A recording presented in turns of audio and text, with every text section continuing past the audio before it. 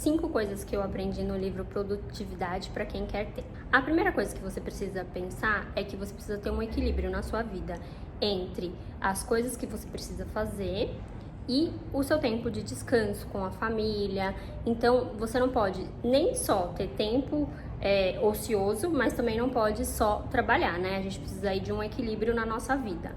E para isso ele dá 5 dicas. Vamos lá? Primeiro, se ocupar não é produzir. Então, às vezes você está muito ocupado na correria do dia a dia, só que você está só resolvendo pepinos, assim, apagando o fogo do incêndio.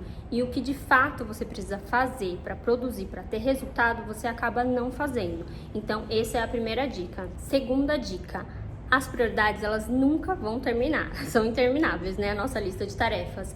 Mas o que você precisa fazer é, de fato, colocar o que é prioridade para ser feito e o que você pode delegar, de repente, para outras pessoas fazerem por você. Terceira dica: se você não tem a sua própria agenda, você acaba virando a agenda de outras pessoas.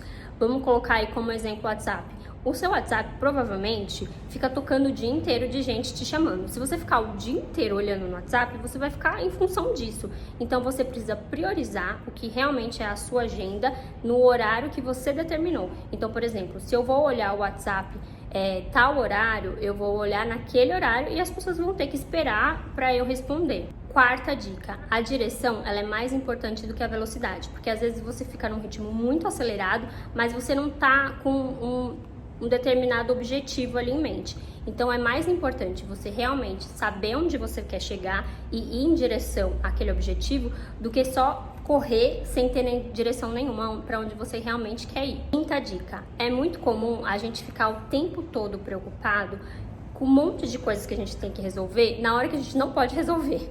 Por exemplo, você tá no trabalho pensando em coisas que você tem que fazer na sua casa, ou você tá em casa pensando em coisas que você tem que fazer no trabalho. Então, tudo isso fica ocupando um espaço mental que tá te atrapalhando em realmente ser produtivo de fato. O que você precisa é ter um lugar onde você vai anotar. Então, assim, se eu tô trabalhando e eu tive um insight, alguma coisa que eu preciso fazer na minha casa, eu vou lá e simplesmente anoto, e quando eu estiver em casa, aí sim eu vou resolver aquela coisa. A mesma coisa vale quando você estiver em outro local. Tô em casa, mas pensei em alguma coisa do trabalho, eu vou anotar, e quando eu estiver de fato no trabalho, aí eu vou fazer o que eu determinei ali. Então, essas 5 dicas parecem fáceis, mas se você colocar em prática, com certeza vão melhorar a sua produtividade.